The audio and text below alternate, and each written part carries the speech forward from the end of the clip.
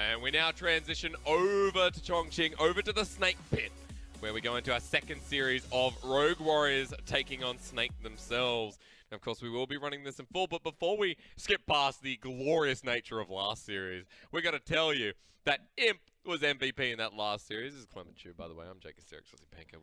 It's not important at the moment, but congrats to Imp, Clement. Like, my lord. So well deserved. Yeah. It's finally good to have Imp back, sir. We haven't true. seen you in a while, but you're welcome to join us anytime. Yeah. The team fights were great. He's finally filling the shoes of Loken, but we do have to move on to the next series here.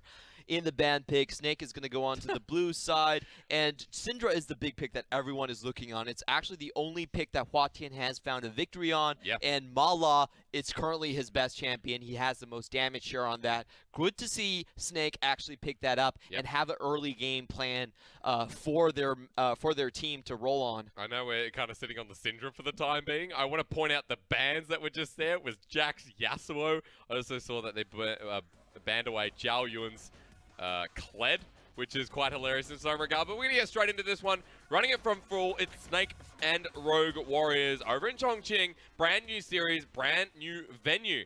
We'll see which team can define their legacy in the LPL in spring.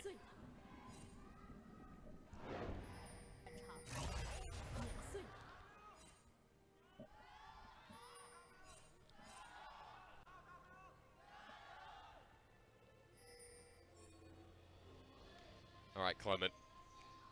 I don't expect antics in this series like I did in the last one. However fun, but I do expect a bit more aggression with the Nidalee pick there on Suju. If you're expecting aggression, look for it no further than the bot side. You're having that matchup where Lucian is up against Kalista. Kalista does hold the edge in the edge in the matchup, but both of these are looking to do damage early. And it's also Hail of Blades Kalista. We've been seeing this pop up all over the place. You are, it is on a cooldown when you enter combat, so you need to pace yourself, be out of combat, and then find your trades. But once you get that going, it's so devastating in the early game. It's also very commonly picked up by Jackie Love, as we saw in the TOP series. So there is merit behind it. If someone like Jackie Love picks it up, you go, ooh, okay, I'll do it. Wuji being the rising star, really, in the 80 carry pool at the moment. So one to watch if you're not familiar with the name. And of course, Shuzu on the Nidalee will have an easy time focusing the bottom lane with the way things should go. The Lucian Brom getting pushed in at the moment, but I wonder how far that goes. For Rogue Warriors, this is a rebounding chance for them. They just came out of a horrendous series against EDG. Probably one of the most one-sided series that we've seen in the entire split. They're now with a new top laner in Zhao Yun, actually sitting down Jiang Chao, and also Kongming sitting on the bench as well. Hua Tian will get the spotlight. And I want to see what they can do with their basically their A unit that they've been playing with this season. A quick invade coming through here as well. Javelin toss back onto the blue buff. SOFM keen to steal away, or maybe get his own blue buff, but it's secured in by Shuzu. And he just walks away. That's actually a very big steal, considering his blue buff's still there.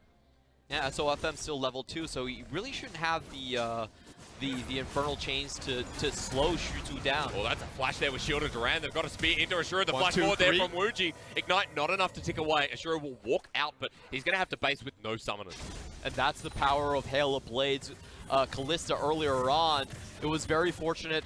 It was a lot of damage incoming. This is just abusive. That was given over to SOFM though. He hits level 3.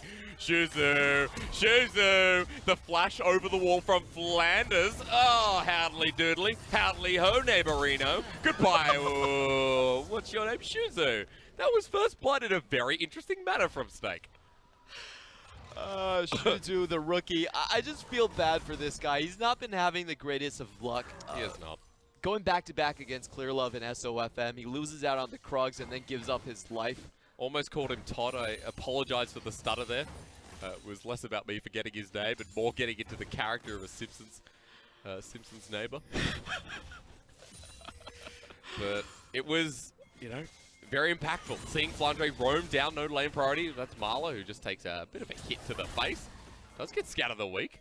So we do have individual blood coming through in this series as well.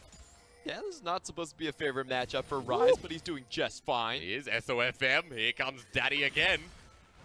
Just forcing Huatien out of the lane. Leave me alone. We'll be the 1v1 here. Now, SOFM does have priority, especially since Huatien doesn't have any mana.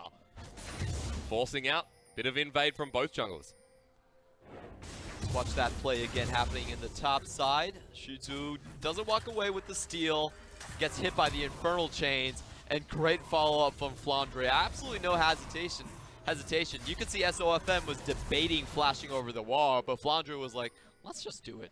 Yeah, let's just get the kill. And now that kill might make a little bit more of a difference. Double longsword there in SOFM. Damage going to come down onto Jiaoyun. And Crab walks away from the Infernal Chains.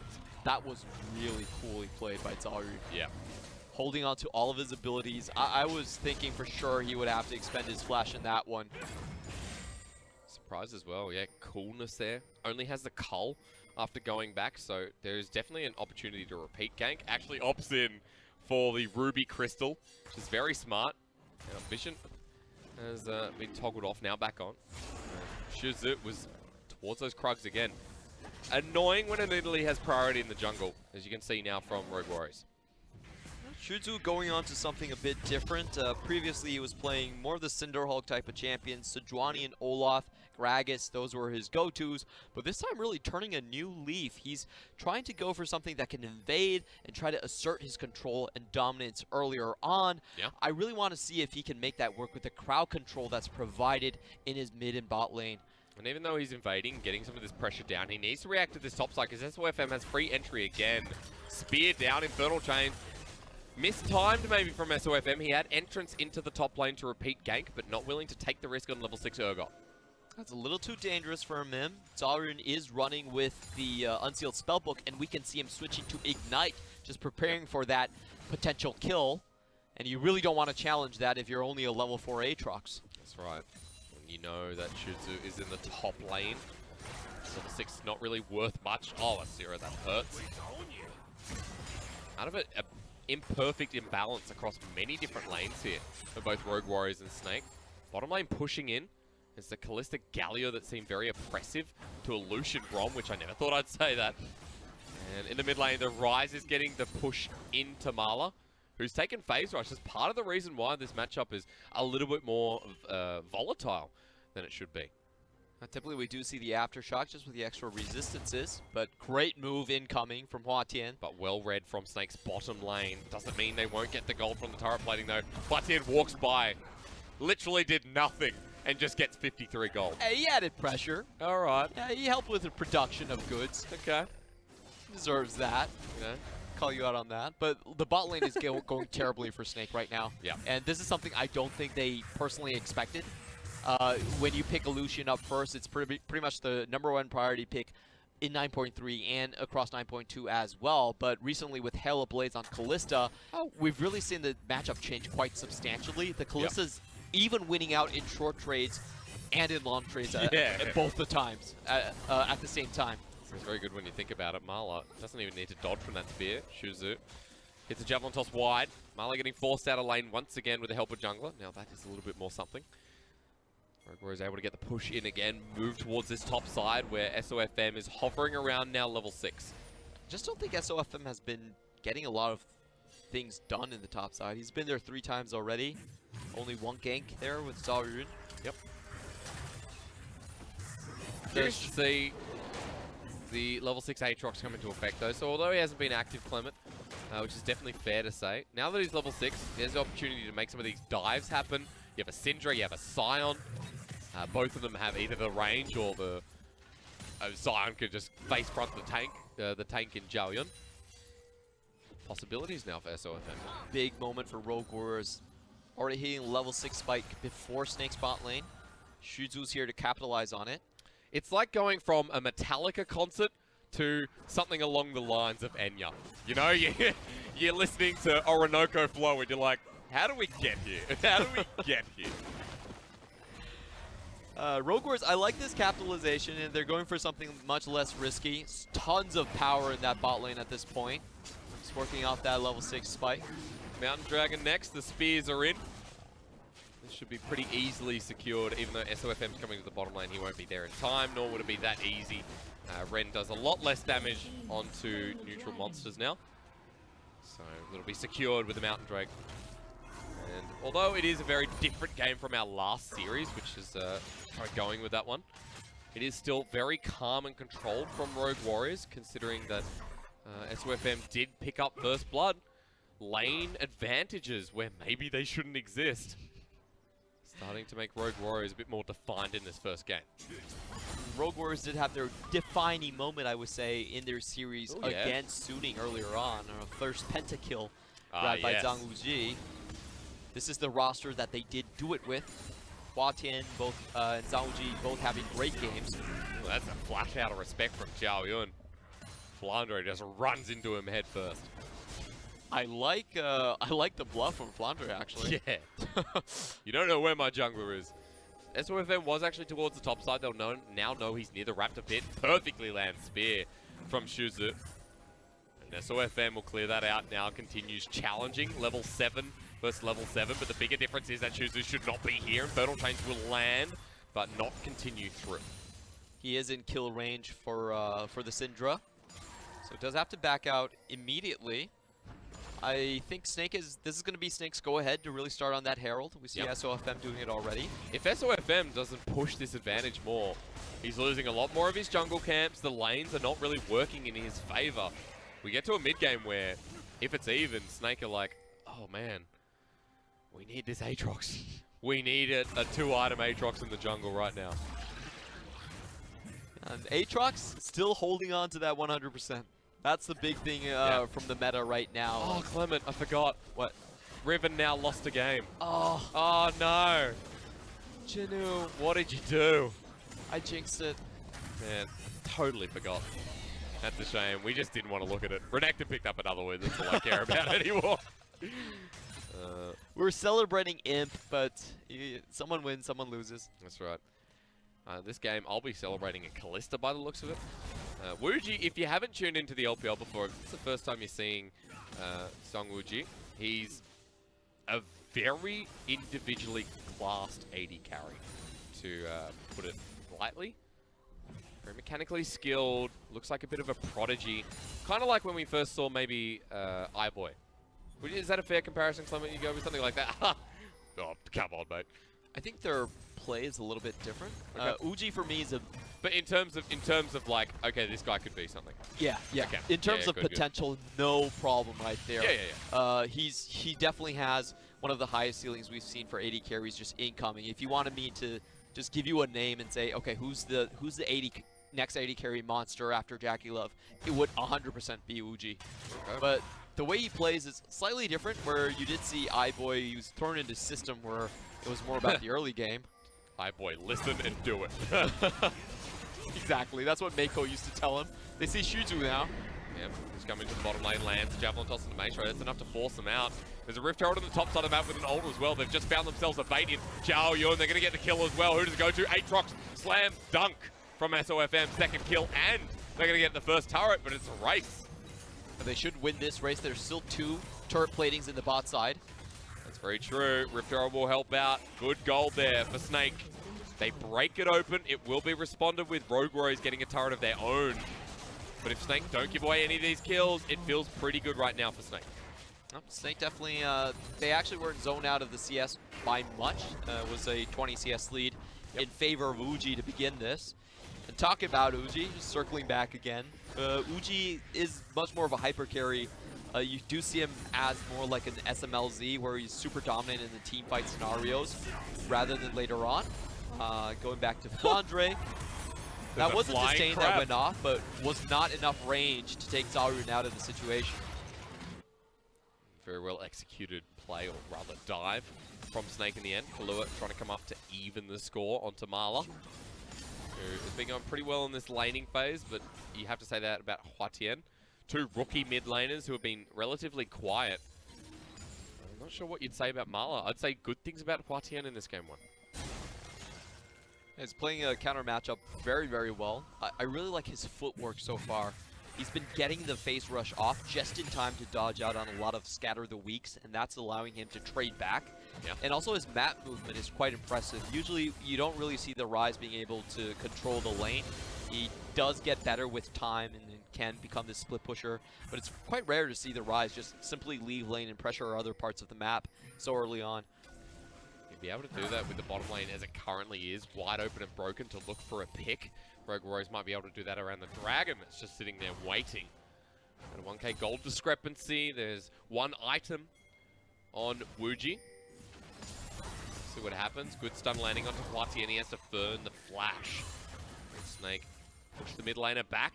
They can now challenge Vision and challenge this Dragon. Oh, this is the point. This is the flash point we've been waiting for. Wuji does have the Pokeball composition on his own hands. He can throw the Galio out and fish for an engage if need be. However, Hwatian is forced back with no teleport, so if Snake actually catch wind of this, what is happening here? I think they might have. They actually have seen the Rise. Okay. They could decide to start it directly, and looks like Rogue Warriors actually are not going to contest. They could, but they push up the mid wave. They finally do go to the Dragon, so it was more about timing there for Snake. Rogue Warriors back away at the Cloud Dragon, which is just going to make them a little bit faster here. What's the next one? Oh, that's not magic. That's not the magic we were looking for. Flandre runs into a wall. Close enough. Wanted to drift around the corner. Who wins this 1v1? No one. Not even the viewers. Observer, please take us away. Very exciting. Yes. I want to see that again. It'd be exciting if Flandre actually made the corner. It'd be exciting if Jalion was able to find something on SOFM. Or Marla, who might just be caught out. Good scatter the week, but he jumps back in. Crab got again. Fear Beyond Death doesn't land. Blast Cone saved there, but a summoner burn for the Syndra. And that's one of those Urgot mechanics you see in play. It's actually very difficult to cancel out the disdain. It actually takes priority even against the majority of displacement effects in the game. And I only know that because Pulse was one of my roommates for a while, which I sometimes regret, but that's the knowledge that he imparted with me, is that Urgot with disdain, you can get out of so many situations, and it's good to see Zarun with that ability. Did you hate that matchup being a Kled main? It's not a fun matchup. No. I think you'd like it. To be fair though, I don't think it's the worst. But it's probably not that pleasant. Especially when you have to go up and auto him to get back on your horse. Or whatever Skull is. Buckbeak. Hey, don't you talk about my call Skull that way. Man, I'd call him Buckbeak if I was a Kled main. He's a lizard. You know? Both of us hate Malfoy. That's enough for me to call him Buckbeak. Well, Snake, oh hello. Here's Spellbook. So, calm your farm. Or your horse. This game's been pretty quiet compared to our previous. Because we just came out of... I told you, remember? It's literally Metallica versus Enya. And I'll stick with that reference to the day you were talking about the game. Oh, what do you think I was talking about? I thought you were just talking about the lane. I was like, oh, this is an interesting time to throw out a musical discussion. I thought you literally thought I went to and saw what do you Metallica and Enya. It's very calming, you know? It's very calming. Nothing like this play with a Fate's Fall used. Wuji won't be dragged back. That was definitely a dead AD carry or a summoner's burnt. Ulti burn from Wuji though, so they can push this mid lane turret. They shouldn't be able to get threatened by the Rogue Warriors lineup. It's a good time to pressure. Oh wow, that's a two-man scatter of the week. Snake's in, we want to build more action, and Kalua couldn't get out for a second, but with the ultimate burn down, the SOFM has to get the hell out of there. Turret goes down in the mid lane, Rogue Warriors hungry for more. A really good disengage coming in from Kalua once again with the Justice Punch, able to take himself out of danger. And SOFM, no world ender, so... Marla's getting some really good scout of the week. Flandre again, lining up the train. Chugga chugga, who's it on? He goes past. Jalion almost flushes into it, but everyone low. Flushes forward again, the spears are into the Scion, but everyone's still alive. And Rogue Warriors just got caught out by the steam train in disguise.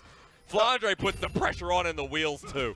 Such a cool split coming in from the Scion. He isolates Hwatian on the side and basically condemns him to death while the rest of the Rogue Warrior members have to scatter in the wind. Snake has really pushed their advantages when the Fate call was down. It's done so well, so much pressure being handled, and SOFM with the perfect collapse at all. It might not seem like he hit anyone, but he stopped Zarun from getting the disdain out of position, forces a flash, and also cuts off Hwatian from the escape. I think Zarun ran into it. He did. So that's unlucky, but definitely Flandre on this Scion is very painful. We have some good Scions in the LPL, as a lot of you may know. Pretty much all the pioneers of the Scion have now ended up in the LPL. Duke was one of them. He was pretty much the first one to play it extensively in solo queue. Are we And then talking you got ADD. Old Scion? Like really old Scion? No, the new Scion as well. Oh, okay, all right. Like Duke's one of those, we call him the old driver, basically. Makes perfect sense. Normally with Flandre, though, we don't talk about his Scion being good because we don't normally like seeing Flandre on tanks. We talk about his Akali, his Gangplank, which he's very well known for, especially in the series of 2018. Season, rather. And Flandre, it's the same case this year. We want to see him on the Vladimir, we want to see him on the carries, and really threatening either the 1v1 matchup or the potential of a 2v2 with SOFM. But he's shown that he's still versatile, can still play those tanks. Been pretty key. How did that Scatter the Weak land? Wuji's like, no. I do not want a piece of that pie. And he walks away. No follow-up happening on Snake's side. However, they are taking control of the majority of the map. There's not been a lot of pressure given back from Rogue Warrior's end. And it's a situation where Zhang can't find something with the Kalista early on. You can't find anything with the Nidalee early on. It's a composition that falls off quite hard. Yeah, they had so much, though. Jungle pressure, jungle priority from Shuzu, and then Wuji just had a great laning phase as a Kalista with Hail of Blades. You get to this point, as you just mentioned there, and suddenly Snake, with 4 kills with a gold lead, it just continues to roll out of control. Rogue Warriors struggle to look for answers. There are not a lot of places where Rogue Warriors can really put the pressure down. They're going for a cheeky Baron. There's no vision here, but look who's going to check it. Flandre walking past. Oh, hello. What's going on here? The Realm Warp gets them out. And that was a nice try for what it's worth. The curious adventures of Flandre. Net massive rewards for Snake. Now, he didn't do it. He just walked past and he's like, oh. This is going to work against a lot of teams. I would say EDG is the prime one where this would definitely work. Yeah. But against Snake, probably not, because this is exactly how Snake beat BG. True. They had a massive teleport straight into the pit, and they were like, you know what? Let's just sneak the Baron. And once Snake got a whiff that, they were contesting, they were doing the Mountain Drake. There was no contest from Rogue Warriors. No one really on the top side. They knew what was up. Yeah. Not going to be the case this time around. I'm glad to say that could have definitely thrown a spanner in the works for Snake. Rogue Warriors now just wondering, okay, how else can we force this? How can we look for a pick here? Shuzu is the one finding the blue buff for himself, not giving it over to Huatien, who's in the top side of the map, willing to match Ashura right now. They're managing waves, time's going on. And this is, I guess, the difference between some of our top tier teams, some of our bottom tier teams. We know that at the moment, it's going to be a bit of a struggle for Rogue Warriors as Kalua may be caught out with the Infernal Chains blocked back down again. SOFM doesn't need to commit here, but Mala has unleashed power. He doesn't land it, or rather, he doesn't press it. Outplayed himself. Kamano's doing really well with it, holding on. He knows the heal is still there. He doesn't want to give up tempo. Woo! Here we go. Flandre is actually doing damage. Hang on. Hang on a minute. Where's the Iceborne, Flandre?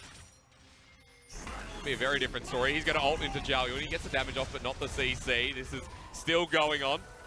There's a heal. Jiaoyun, wrong side of Summoner's Rift. Where are you going? Come back here. I want a meal, a succulent meal. Flandre, meanwhile, Rogue Warriors have started up the Baron again, and they can't. What's going on? They're going for a catch. They got Maestro. There's the Brom. He is dead. Rogue Warriors say, yummy, yummy, in my tummy. And Jiaoyun dies as well. But Rogue Warriors actually have the inner track on the Baron at this point, and Snake are not contesting. They still are waiting for Syndra to come back. Spears are in. They're actually doing a lot of damage to this. This is now very real threat. Flash over the wall denied there. As Baron will go down. Rogue Warriors sneak it away. SOFM comes in. Wants Kalua, but the Faith Call saves the day. 4 members out on the top side of this map. Will Snake continue? No. Potential to chase, but they just leave it. I don't know what to think about that sequence. I don't know what to think about any of this, Cloven. It was pretty topsy-turvy. I didn't expect that. All right, Cloven, all right. I was looking at the bot lane and it's like, okay, I mean, we spent a minute looking at Flandre and Jiaoyun. Yeah, and it was mesmerizing. It was mesmerizing. It was a great performance from Zaryun. He knew what was up, you know. He's the mastermind on the wheelchair, on 8 legs. He's hopping around. Yeah, come on. And it was a really good play. Yeah. Actually turned out very well. They did get the Maestro catch. in the meantime as well. Yeah, in all seriousness, very good play. Zhao Yun is 0-2 and 0, but 2 items on the Urgot. So now with Baron buff, which he did not receive, Rogue Warrior is able to push forward. Flandre, oh, he's coming in fast. Watien, how do you get out of this? Decimating Smash doesn't land. Redemption coming down. Does a tiny bit of damage, just with them willing to take the fight, but Rogue Warriors actually could turn this. Snake back away. You can see the rest were moving up. And Rogue Warriors finally find their first kill of the game on that play as well. So I'm still trying to see what they're trying to do on the map. This is a 2v3 catch. Away from Shuju.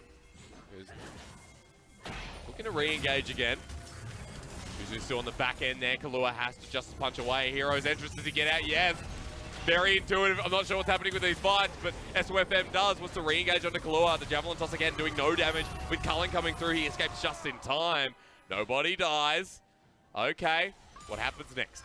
That was a collapse on a collapse on a collapse. That was a little bit too much Inception for me. It's yeah, the third level. You're like, am I even dreaming anymore? So you have to plant it deep enough, Clement. We can see a couple of trends happening. I feel like Rogue Warriors, they don't actually have the catch potential to make use of their earlier game composition, I would say. They're having a hard time just really closing out on the kills. And you can see part of it is because they don't really have good gap closing where they can send Kahlua into the fight fast enough. Yeah. So a lot of times what ends up happening is they can't really close off on a deal. They have to move back. Snake comes in. They try to get their own engage off, but as long as the Winter's Bite doesn't land, no one really dies, and the yakety sax just goes on. Continues on. Well, it can only go for so long here, Clement. When does it end? You were talking more about how Rogue Warriors have to deal with this mid to late game. Well, they're still going to rise. Callista will fall, but Urgot's there too. So potential to still win these fights and play around some of these carry picks. Flandre trying to get a pick onto Zhao Yun again. This is Snake picking up their third dragon though in the meantime. It's going to be a massive Elder fight for Snake later on if they can set that up properly. I think it's honestly just down to Flandre. Flandre has been the only one who can change the course of the game. He has that engage that finalizes the plays that are happening on the map, but everyone else has just been doing a massive wet noodle fight. Yeah. Slinging mud, but no rocks thrown, no real permanent damage. You know what, Clement? I'm not going to question why there's mud and rocks in your pool. You know, maybe it's an outdoor pool, maybe it's next to a natural spring where lots of garbage just falls down. I think at this point, though, what you have to say about this game is one fight opens it, one fight could just end it at this point as well. Not due to the turrets being down, but mainly just because those death timers are getting up, and one fight could just give that lead enough to snowball the carries on each side. We'll see. SOFM. Oh, Realm Warp. Bait and switch. Except there's no switch. So Snake do lose their mid lane turret. It's opened up again. Rogue Warriors into a gold lead for, you know, one of the first times this game. Map and control being switched back and forth. I think the key matchup is Watien on the split pusher. How much can he actually get out of the top side? It was a really smart play earlier on. Like, Watien actually did a lot in this single sequence. He basically forced 2 towers out of Snake. Snake also picked up a couple of their own, but the trades are better for Rogue Warriors. Finding the pick. What are you doing here, Kahlua? Infernal Chains. Will they commit to the kill? Well, they're going to be locked down with the Winter's Bite. Fate Call saves the day again. Doesn't need to re-engage. That's annoying. The fights are so spread out here, Clement, that Fates calls up every time they find a pick, and the pick's always on Kahlua. And Kahlua's been able to find his way out of it, but the last time we saw Snake burn a Fates Call, they were able to take multiple turrets. It's a very long cooldown, even at this point. So this could be their chance to force. Flandre, of course, still has his ultimate. Already found the inner and the top side of the map. Rogue Warriors' natural progression of this game means they have to just back away. While Huatien's down in the bottom side of the map. No claps available. Issue right now is for Huatien. He needs to make sure that Realm Warp and Teleport are both up. 30 seconds till Baron comes in. Look at Flanders. Going to the bottom lane. Good scatter the week again. It's onto Glor, but this time it's onto Shuzu. Just pounces away. Yeah, that was close. That 0.5 seconds in the air should have done it for Snake. They could have followed up with the ultimate. Oh boy. No damage onto Flandre, by the way. Has he ever Warmogs yet? Because when he does, Fatih is just going to be like, what's the point? Literally, what is the point? There's no teleport on him, though, so could be worrying. If he's stuck there, this is an opening for Rogue Warriors to potentially use. He'll use the Ghost, I'm sure. Probably have a teleport up and available. We know the way these things work. There's a Thornmail on the Scion, too. It's not going to do anything for the Rise. Just mean he's that bit more tanky when we get to that full 5-on-5. Baron's up. Bit of cross vision there. Deep wards from Rogue Warriors. Seeing around this pit there, making sure that Snake are just not going to sneak this one away like they tried to. You know what? I feel like this is going to be a game where someone somehow manages to still sneak it. Yeah. I'm looking at Rogue Warriors. I feel like they haven't had a very good idea of how to actually drag this game out. Or not drag this game out, but try to find the plays that they're looking for. Yep. The Dragon contests, I feel like were massive missed opportunities for them. That's their ideal situation. But after that phase was gone and the map was opened up, they just don't have any pressure anywhere. So Snake has been pretty free to just run the top side of the map. Watian's not going to be able to chip down that tower in the bot side. And the game state just goes on. Yeah, with the Syndra who's going more than a CS or 10 cents per minute. Lua might be caught out again. Where's the Fate's call? It is! But Flandre finds the front line instead. They just sacrifice their own jungler. And Rogue Warriors have to bring Huatien in, but with 4 members left remaining, what happens now? Wuji's been jumped on, has the GA available still. Culling comes out, but you see all the orbs on the ground with the Unleashed. Oh, no, it's not. What the heck is that? It's just a pull-in from Zhao Yun. And this should be the Baron finally opened up. It was a tragic moment for Shuzu right there. He was the sacrificial panther. That he was. It was like, do we kill Kahlua or do we kill Shuzu? And they're like, let's just let our jungler get hit. That was one fake call where it was probably worse for Rogue Warriors to use than it was. That was the true bait and switch there. Yeah. One that Flandre played well at 2K. Baron still going down. There's no smite here. Contest not going to exist. Scatter the Weak will actually do so much here in this closed off room. Remember, there's no ulti there for Urgot. So now with the Scatter the Weak, it finds two. The re-engage from Snake, they just find the front line. Huatien comes in, gets the jungler. Messy fight, but Snake still winning it out. Unleashed power onto the AD carry. Explosions all around. Realm Warp somehow just in time. Out of everything you take from that fight, that Realm Warp was pitch perfect timing. That was pixels away from dooming the game. That AD carry goes down. That's probably an inhibitor. That's also the Guardian's Angel. Guardian's Angel, of course, already burned. Yeah. But that was really, really close. Good show of teamwork. I love the emotes to back your teammates up like that. Okay, Clement, walk me through this again. I like Mala's positioning in this fight. You can see that he's very cautious, very aware of how he wants to position Scatter the Weak. Kahlua goes in, but look at the carries from Snake. They actually haven't taken a lot of damage, and that really allows them to go back into the fight after they exhausted most of the HP bars of Rogue Warriors. Uji had a great start of it. First 15 seconds of it, he was dishing out tons of damage, but it doesn't really matter because he's only doing it on the tanks, and with Unleashed power still on for Mala, he's able to close it out. That Realm Warp was insane. It was. Like, that was an inhuman reaction of a Realm Warp. Perfectly timed. Rogue Warriors definitely not out of this just yet, but with a Baron now on Snake. We'll see how this develops in that fight as well. Remember, Fear Beyond Death was used before, so there was no transition to move in front of that Baron buff and possibly make a bigger impact. Instead, Snake now know that it will be up and there is still a threat, but Marl sitting in the side lane, as Syndras often don't. Brings the rest of the team up there. I'm actually surprised how close Rogue Warriors are, considering the state of map control. Yeah. Still finding some of these objectives. They get the inhibitor turret. Rogue Warriors don't want to go any further forward. Huatien sitting over the side here while Marla just continues to push up. Huatien has to move up, but SOFM is relying on that and waiting on that. I think Huatien should have a lot more gold in his pocket compared to Mala. He's been split pushing for longer. Yeah. Uji caught. See, we've actually found Wuji, that's right. Kalua with the hero's entrance once again. SOFM onto Zhao Yun, Scatter the Weak lands. He, remember, has the ultimate available, but blinking health bars there from Rogue Warriors. Fate's Call will save away Kalua again. This Fate's Call has not been used to start the fight, and Rogue Warriors are just running away, considering that Marla is just hitting the inhibitor himself. Unleashed Power is not available, but the damage might be enough anyway. Kalua comes in, going. 3-man shielded Ren. Finally, the Fear Beyond Death onto Maestro, but they can't burn him down. Snake has the frontline damage, has the backline damage. Wuji can't get in, and this was bound to happen eventually, with Rogue Warriors getting absolutely collapsed. Ashura flashes in, and this will all be over in a minute. Just hush, hush, hush, hush, hush. Goodbye, goodbye. It's okay. It's absolutely okay, Huatien. It's time. And he falls into the peaceful sleep of death for game number 1, where Rogue Warriors get collapsed on by Snake. It was a slow one, but a convincing match from Snake. Rogue Warriors, they were timid on the trigger for so long. A great winning bot lane, but it never converted into anything.